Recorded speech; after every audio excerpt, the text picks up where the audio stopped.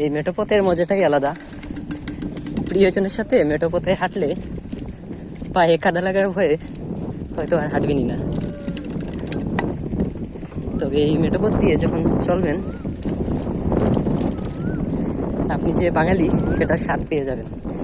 কারণ এখান দিয়ে হাঁটলেই পায়ে কাদা লাগবে, কাদা লাগা ছাড়া মেঠোপথে হাঁটার কোনো উপায় নেই।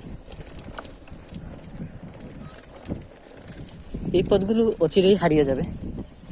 এখানে রাস্তার দুপাশেই বাড়িঘর যেহেতু হয়ে গেছে, কিছুদিনের মধ্যে সেগুলো পাকা হয়ে যাবে। এখান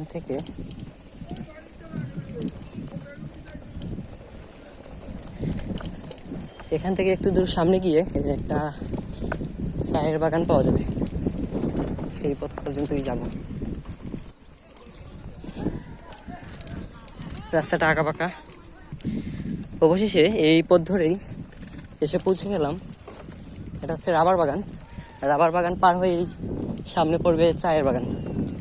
এই পথ ধরে যদি যেতে থাকি তাহলে কিছু দূর যাওয়ার পর গল্ফের মাঠ পেয়ে যাব, যেটা কয়েকদিন আগে মাটিগুলো কুড়ে ফেলা হয়েছিল। আর গল্ফ মাঠ পেরিয়ে সামনে গেলে ক্যামেলিয়া লেক পাবো।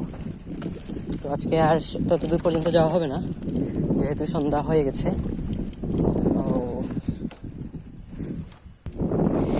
এখন এই পথটা চায়ের বাগানের মধ্যে দিয়ে চলে গেছে, মাঝখানে একটু জায়গা খালি, আবার ওই পাশে চায়ের বাগান। এখন মাত্র চায়ের পাতাগুলোতে কুড়ি এসেছে, আর এই কুড়িগুলোই কিছুদিন পরে পূর্ণাঙ্গ পাতায় পরিণত হবে। সেই পাতাগুলো যখন ফ্যাক্টরিতে যাবে সেখান থেকে চা উৎপাদন শুরু হয়। চায়ের বাগানের মধ্যে বড় বড় যে গাছগুলো, সেইগুলোকে রাখা হয় যাতে ছোট চারাগুলো ছায়া পায়, বেশি রোদ হলেও সেগুলো যাতে না জ্বলে পড়ে, এজন্যই। সামনে উঁচু, জায়গাটাও সুন্দর।